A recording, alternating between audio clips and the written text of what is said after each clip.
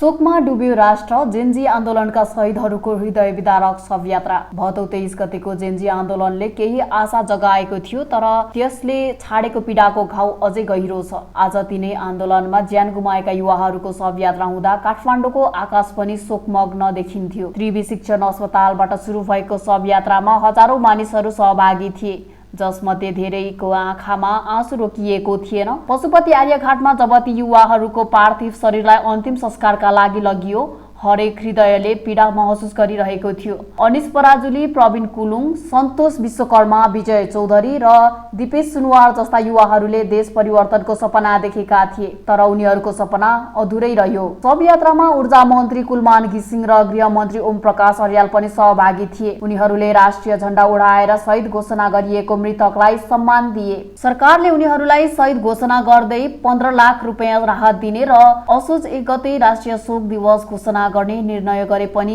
गुमेको जीवनको मूल्य पैसाले तिर्न सकिँदैन। यो पीडा र शोकको भार परिवार, आफन्त र समग्र राष्ट्रले वर्षौंसम्म भोग्नु पर्नेछ। ऊर्जा बोकेका र भविष्यको कर्णाधारको अन्त्यले आज नेपाल आमा र आफ्नो कोखबाट सन्तान चुडिँदा ती जवान युवाहरूको आमा अचेत अवस्थामा छन्। मंगलबारसम्म उक्त आन्दोलनमा 72 जनाले ज्यान गुमाएको पुष्टि भएको छ।